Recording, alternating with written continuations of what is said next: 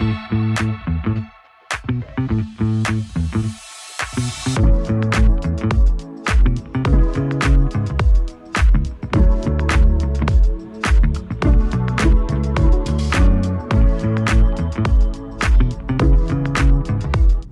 Hey guys, welcome back to my channel and this is your friend Sachin.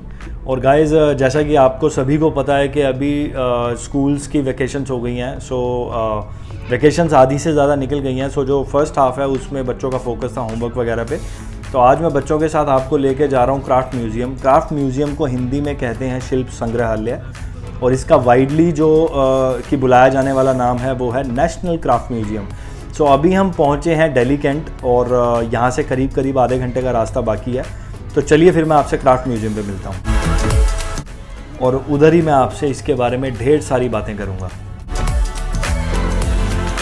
Guys, craft museum हम पहुँच गए हैं, और जब आप प्रगति मैदान से पुराना किला के लिए आगे बढ़ते हैं तो पुराना किला से आप लेफ़्ट होते हैं भैरव मंदिर के लिए।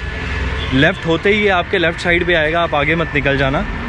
और छोटा सा गेट है पार्किंग का। पार्किंग उतनी ज़्यादा फीजिबल नहीं है, स्पेस नहीं है इनके पास, बस बाकी सब ठीक है। एरिया बहुत अच्छा है। चलते हैं अब अंदर फटाफट से। गाइस, आपको म्यूज़ियम की एंट्री ऐसा फील देगी जैसे सोनीपत या जो राजस्थान में आपको चौकीधानी देखने को मिलती है। एक आपको हेरिटेज सा लुक देखने को मिलता है। बहुत ही अमेजिंग था, बहुत ही प्यारा सा था, और हम लोग सब बहुत एक्साइटेड थे कि अंदर हमको तरह तरह की क्राफ्ट देखने को मिलेंगी। तो यहाँ पे आपको पत्थर की नक्काशी, क्ले मोल्डिंग हो गई, ट्राइबल आर्ट्स हो गई, और टेक्सटाइल से रिलेटेड हो गया। बहुत कुछ आपको इस वीडियो में आज जो है जानने को मिलेगा। So make sure to watch the video till the end. और अगर आपके कोई क्वेश्चंस या कमेंट्स हैं तो वो आप मुझसे कमेंट करके पूछ सकते हैं।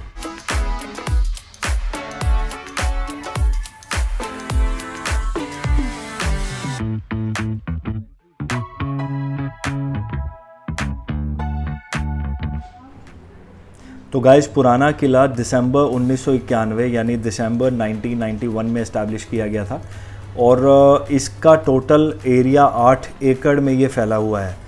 तो जो कि एक आपको काफ़ी सारी जो वाइड जो रेंज है, स्टेट वाइज आपको बहुत सारी डिटेल्स यहाँ पे जो हैं देखने को मिलती हैं। तो अभी जो हम देख रहे हैं ये सारी की सारी जो आर्ट के पीसेस हैं, एंड ये क्ले से और जो है कि वुड से बने हुए हैं, रियल वुड से।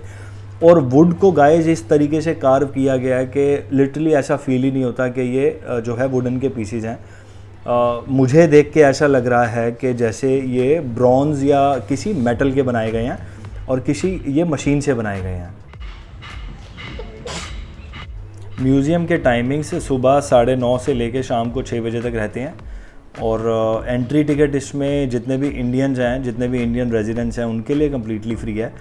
लेकिन यहाँ पे एक ऑडियो हेडसेट का डिवाइस दिया जाता है, जिसमें कि जहाँ पे भी आप जाते हैं तो वो उसके बारे में आपको हेडफोन में वो डिटेल में बताता है।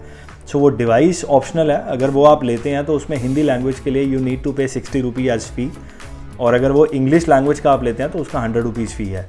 और जितने भी फॉरेनर्स हैं उनके लिए एंट्री टिकट है 300 रुपीज़, जिसमें इंग्लिश का डिवाइस ऑलरेडी इंक्लूडेड है। और ये जो आपको हेडफोन वाली डिवाइस मैंने बताई, ये लेने के लिए आपको कोई ना कोई इंडियन अपना आईडी जो होता है वो वहाँ पे आपको जमा कराना पड़ेगा, और एक आईडी पे आप कितने भी डिवाइसेस वहाँ से इशू करा सकते हैं। और गाइज़, अगर आप अपने बच्चों को यहाँ लेके जाते हैं, बिकॉज़ उनके लिए बहुत ज़्यादा एक्साइटिंग और बहुत ज़्यादा नॉलेजेबल ये ट्रिप होने वाला है। सो उसमें मेक श्योर आप प्रिपेयर होके जाएँ कि आपके ऊपर बहुत सारे क्वेश्चंस थ्रो होने वाले हैं, बिकॉज़ यहाँ पे बच्चों को काफ़ी सारी ऐसी चीज़ें देखने को मिलती हैं जो उन्होंने अपने लाइफ, क्योंकि आजकल का जो बच्चा है, जो भी आजकल के किड्स हैं, वो ज़्यादातर अपना टाइम यूट्यूब या गैजेट्स में ही बिताते हैं। लेकिन यहाँ पे जब वो जाते हैं तो उनको ऐसी ऐसी चीज़ें देखने को मिलती हैं जिनको लगता है कि खाली म्यूज़ियम के पर्सपेक्टिव से ही किया गया है तैयार, बट एक्चुअली में वो कभी भी एग्जिस्ट नहीं करती थी।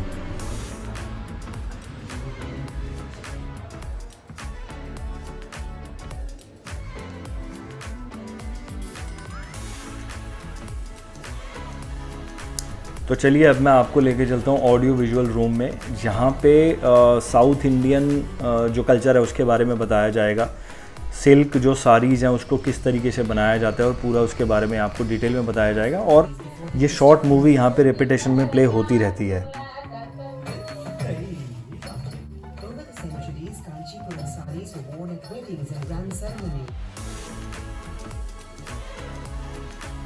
अब क्योंकि this museum is being run by the ministry of textiles of India, so यहाँ पे टेक्सटाइल के बारे में आपको डिटेल जो जानकारी है वो देखने को मिलती है। स्टार्टिंग फ्रॉम हिमाचल, जो भी वहाँ पे शॉल्स होती हैं, पश्मीना शॉल्स होती हैं, उनके क्या थ्रेड्स होते हैं, वॉर्प वेफ्ट होता है, टू सूत कॉटन। तो डिटेल में आपको काफ़ी चीज़ें, होर्डिंग्स वहाँ पे स्टैंडीज लगे हुए हैं उसके बारे में। If you have time you can kept on I would say reading the information, और नहीं है तो आप वहाँ पे फ़ोटो खींच के ला सकते हैं, और काफ़ी कुछ आपको पता चलता है कि कपड़ा किस तरीके से बनाया जाता है।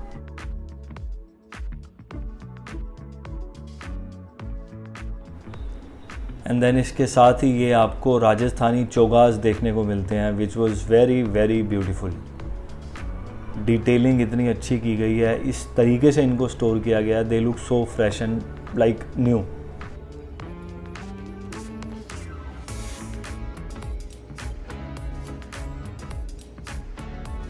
और इसके साथ ही ये 3 तरह की टर्बन्स भी आपको यहाँ देखने को मिलती हैं, जो कि हिस्ट्री में यूज़ होती थी और इनका अलग अलग महत्व होता था। तो चलिए गाइस, अब आपको लेके चलता हूँ मैं कबूतर खाना और लकड़ी धातु के ऐसी जगह पे जो लिटरली आपको एक गांव का फील देगा।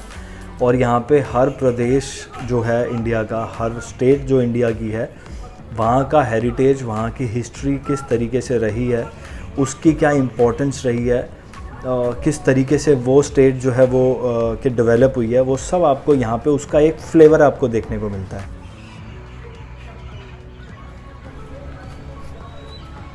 सो बच्चों के लिए ये कोलू वाला जो स्टैचू है, जो इन्फॉर्मेशन है, ये बहुत ही एक्साइटिंग थी टू नो कि तेल, मस्टर्ड ऑयल किस तरीके से एक्सट्रैक्ट किया जाता था सरसों से।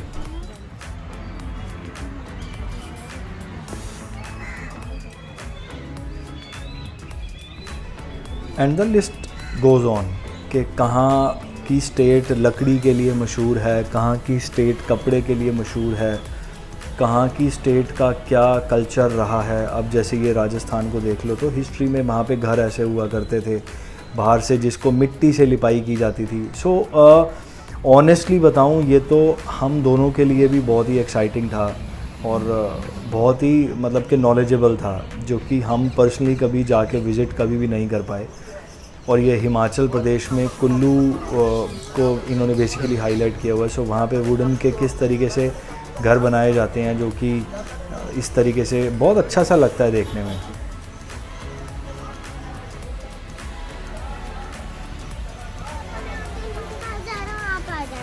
चलो आ गया। And then we have the details about West Bengal, जहाँ पे इन्होंने जो माता रानी है, जो दुर्गा माता है, उनका स्टैचू एक दिखाया हुआ था। बिकॉज़ वहाँ के लोग जो है, वहाँ पे जो है कि दुर्गा पूजा की जाती है, पॉपुलैरिटी वहाँ से है। क्या? चलो आ गया मैं।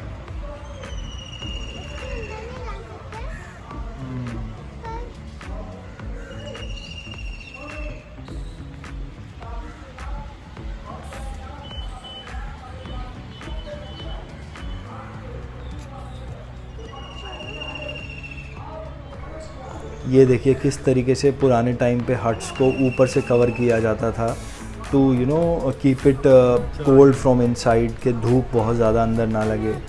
तो बहुत ही सही लगा देखने में, बहुत ही अच्छा था, बहुत ही अच्छी विज़िट आई। मस्ट से कि जो भी रहते हैं दिल्ली में, they must visit this place, क्योंकि दिल्ली भी बहुत रिच है अपनी इंफॉर्मेशन में, अपने आपको बहुत कुछ यहाँ देखने को मिलता है, बट हमें चीज़ों का पता ही नहीं होता।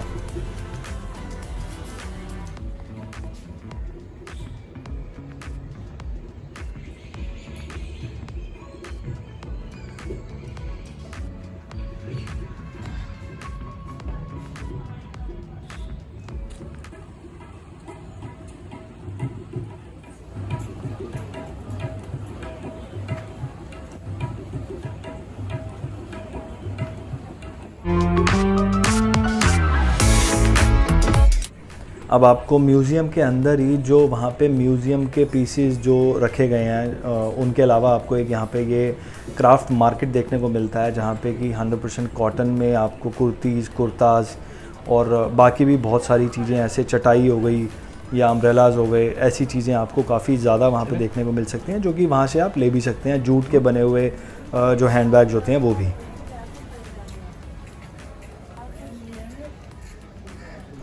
सिल्वर ज्वेलरी आपको देखने को मिल जाती है जो कि ऑक्सीडाइज्ड है।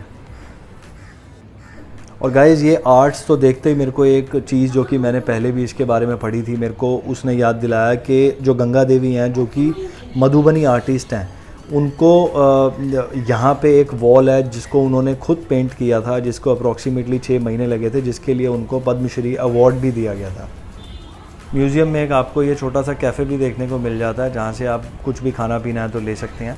और एक आइडल टाइम जो म्यूज़ियम में रिक्वायर्ड होता है वो अप्रॉक्सीमेटली 2.5 से 3 घंटे है। तो गाइज़ इसके साथ ही मैं इस व्लॉग को ख़त्म करता हूँ। और अगर ये व्लॉग आपको पसंद आया तो लाइक कर देना, शेयर कर देना फ्रेंड्स के साथ, और अगर नए हो तो चैनल को सब्सक्राइब कर दो। Bye bye.